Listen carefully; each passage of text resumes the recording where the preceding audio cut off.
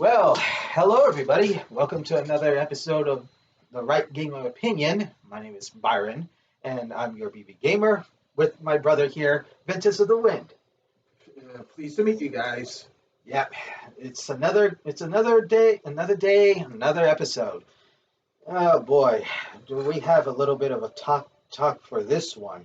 It's not going to be too much of a long one. We only just recently heard this from from a YouTuber that we'd like to make a shout out. Review Tech USA. You're a pretty awesome guy. Got to give you a shout out for this, and this is the reason why I want to point this out. And this thing is this Twitch females people. Entitlement. Yes, it's like females are just asking people for subs with money, demanding things. It just infuriates me. What do you expect, Ron? What do you expect? I don't expect anything from it. I mean, I don't bother going to Twitch to sub to these uh, people who think that they're entitled to our money that we work hard for and just give them what they want. It doesn't work that way. I mean, sure, they do things for entertainment, but demanding money just for a sub, and then all of a sudden, if they don't do it, three, two, one, you're banned. I kind of heard about that when we were watching Review Tech USA's little video based on the stuff going on Twitch, and I have to say that it it, Twitch is pretty much either they're allowing this stuff to happen or they're not doing anything because they're afraid of like getting sued because oh Twitch is harassing me because I'm a woman because I'm doing all this stuff and all this stuff other things, but that's my opinion on the matter. And no, nothing against the female variety out there. Everybody's fine, but there are some people out there that just demand the money just for subbing to their content. And I mean, it's just not right. I mean the content that some of these guys do, some of them are like kind of bland. And from what I've seen before with some of the female content creators, it's either they're just talking and chatting with the chat, but they expect the chat to be paying them for this kind of stuff. And it's only chatting. What's to pay for all of this stuff? It's kind of like, oh, I'm like a celebrity. You need to give me your money. You need to do this for me because I'm giving you what entertainment. We're just barely starting YouTubers. This As YouTube, barely YouTubing here on the platform. and we're not like literally begging or anything for anything. It would be good. It would be good if we tried that, but we're not. We're not the ones who are asking for it. We we either allow the people to, or in my sense, you're allowed to pay how much you want to, and you're also allowed not to pay, but to enjoy the Enjoy. content. That's what it is. I mean, come on. I would definitely pay for like $1, just small things. Mhm. But these female people, these female Twitch Entitlement. entitlement people, they just ask for way too much. Yes, I've heard, and I've already seen like a couple of them in past videos from some people. But like as you said, that Review Tech USA had reported on another female doing this, and of course she banhammered one of the persons who didn't pay So up sub. All he did was just only pay $1. That's it. And I'm pretty sure he could have done like 5 or 10, but I mean, it's your choice to pay that much or not to pay at all. that's the thing. I mean, there people might have money issues too, and I'm sure other people out there would understand.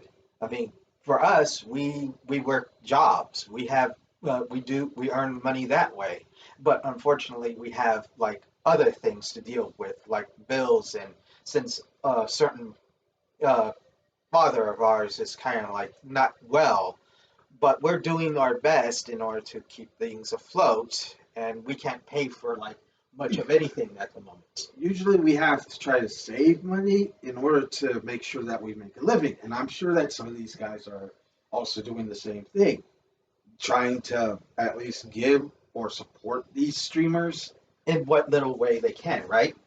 pretty much. And from looking at these female entitlement VTubers, they're just yeah. VTubers and YouTubers alike. I No, mean, no, no, no, not VTubers. all right. VTubers themselves, they entertain with the specific stuff that they are used to. I know that for a fact with some of the Hololive members that I watch, and I enjoy the content that all the Hololive, Ninja Chisanji, and all this other stuff. But I'm talking about real live females on stream Just doing all of this stuff and demanding the money for all the content. yeah. I mean, it is just ridiculous. I mean, we can't. If we do something like that, I mean, we can only just give them like only a few dollars, not like but they demand like 10, 20, or whatever big amount that these streamers demand. I've seen like streamers get like $1,000 or $5,000 from some of these people, but True. then those people can do what they want with their money and they're able to do so. It's whatever they want to do to support these people. And but my opinion for what's going on with the stuff on Twitch and these female streamers who are wanting money for their time to entertain us, I think you guys need to actually look in the mirror and think about what your guys are doing and at least try to Be more reasonable with the people who you're demanding the money for. Because you never know if they don't have the money to support you because they have to do some other stuff, especially like medical bills, bills to keep the house running, and all that other stuff. Yeah, it's kind of like you're really stealing these people's money, but not like actual stealing, but you're just forcing the issue. That's the thing I'm trying to point out right now. Yes, and well, that's basically all I have to say. I mean, the topic itself is pretty much something that anybody would agree with. The females, these empowered streamers who think that they deserve all this money for their content, they shouldn't be demanding anything. We're not like saying that they should stop streaming. It's just that they need to tone it down a bit with all this demanding of money and all this other stuff. Yeah, pretty much. Okay, so now that's done, we've got another game to review, and it's been from last year, I believe. It's already coming close to like October 6th when Yeah, Metroid Dread came out. Metroid Dead. I was so surprised when I heard about this thing's release, especially since it's been in the works for, from what I heard, like in 2004, because there were certain games that like hinting to the dread, and all I can say is it kind of took them a little took us all by surprise when we saw that trailer. Pretty much. Mostly the people didn't actually think that Dread was actually going to be its title, even though that it was named Metroid 5, Metroid the 5. number 5, and everybody was just wondering what it was going to be titled until they finally let it happen. So basically, Metroid Dread is a continuation of Metroid Fusion, and of course, as you can see, it's quite fluid from the gameplay. I've already reached up to quite A bit. a bit on my own game because I've been playing it quite a lot. No, no kidding, of course. But all I could say is that yeah, you've done pretty well for yourself up to now.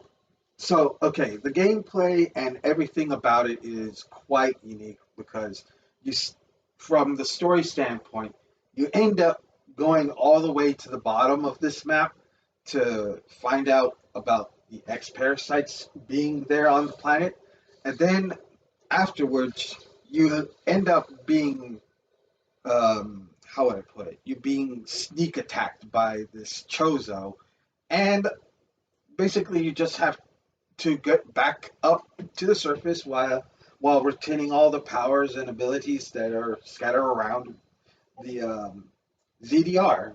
So, and the gameplay is pretty unique, and the graphics pretty good. I mean, it's been a long time since we got a very good, decent Metroid game, of course. From what we last had from the original Metroid Fusion, they came out with other games, such as the so-called infamous Other M. I mean, you and I played Other M. I think it was an okay game, but the story, the content, it was a little bit meh.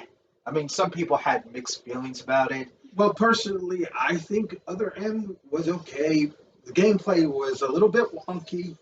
The story could have been a little bit told better, but that aside, the storyline for Metroid Dread shows off a lot of content that you guys might want to enjoy on your own time. But yeah, I mean, basically, you just go through the entire planet of ZDR trying to get your abilities and trying to also Uncover the little mystery behind the X, Ravenbeak's actions towards Samus, the so-called Emmys that are trying to attack her just to drain the DNA from her Metroid DNA that she has. It is, basically basically it's pretty one to one. You have to just survive, and yeah, if not, then you're going to get boned. just like that.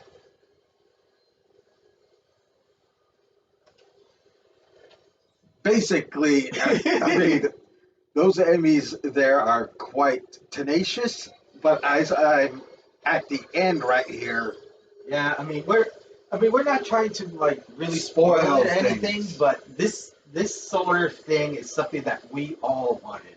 I mean, the last time we had another real Metroid game was the Federation Force, and Well, that you know, one was iffy as well. I mean, same as for Other M, but I mean, it could have been better. I mean, if they had made the gameplay as good as like it is right here, yeah, I mean, I kind of admit they really outdone themselves with the whole Metroid thing. I mean, got to give credit to Mercury from Mercury Steam, Yeah, yes. Mercury Steam made this one along with from what I heard, the second Metroid game, the Metroid Samus Returns, from what I heard, and that one was supposed to be a very better better version of the second Game Boy game that we heard. And as you can see from the little gameplay that my brother is doing, the action it's a lot more action oriented, and well, you got to be on your feet from what I I'm heard. playing actually on the hard mode because I wanted to try to test it out, and it is grueling. Look out! You have to be very quick and very precise with your attacks. And then, of course, you got these quick attacks Hmm. to counters as soon as you see that flash. Yep, So basically, it's you got most of the stuff that Mercury Steam did on I the believe Samus Returns. yeah, Samus Returns. They put it and implemented it into Metroid Dread and built it up from there, and it works out pretty well for a game that we've all been waiting for. Yeah, and from what I heard, this was supposed to be the closure for the whole Metroid thing for Samus Aran and what the Metroids were supposed to be, and the X parasites that we learned about from the Fusion game a long time ago in 2002. And from what I know is that we are also patiently waiting for another game, which is Metroid Prime 4, Which which we was haven't even heard anything about for a long time already. So, but other than that, I mean, we have Metroid Dread here, so I mean, there shouldn't be any problems with it. But in any case, if I were to able to get this A another rating. rating, I would probably put it as a 10 out of 10 because I like the gameplay. I like how Samus is able to move around more fluidly. Her abilities are quite top notch. No kidding. And I would probably be the same way as well. Another 10 out of 10 for me because the story is there. It continues off where Fusion left off. And it gives more closure to Samus Aran, the Chozo, and not to mention Ravenbeak and the others. And I can honestly say that Mercury Steam did a pretty damn good job from what they did before from Samus Returns up to Metroid Dread. This game has perfectly encapsulated Samus Aran's journey to its kind of conclusion, but we don't know about what will happen to the Metroid franchise going forward after this point. And all we can actually do is just wait and see how things are going and what they will do for the Metroid franchise. And not only that, but to also see whether or not they will announce anything for Metroid Prime 4, which everybody is also waiting patiently. I mean, hopefully it's not like some sort of Kingdom Hearts thing, I hope not, but it's already reaching to that amount of years already. years already. So, but in any case, what would you rate it? Like I said before, I give this game a perfect 10 out of 10. The story is awesome. The gameplay is fluid. The graphics are impressive for this time, even for a 2D game. And I would say the ending is very good. I give that my personal 10 out of 10. Basically, that's what we give the Metroid Dread. 10 out of 10 for both of us. So, I mean, if you guys enjoy the original 2D Metroid, then I'm pretty sure you guys will enjoy this as well. So basically put, that's basically all there is for us. So other than that, we want to say thank you for having us for this night, and we'll probably see you again during Wednesday. So from both of us This is Ventus of the Wind. and your BB Gamer, this Hold is on for a second. Before that, like and subscribe and leave any comments on what other stuff you guys want us to do for these segments or any news that you want us to cover. And we'll see you guys next time. Thank yeah. you.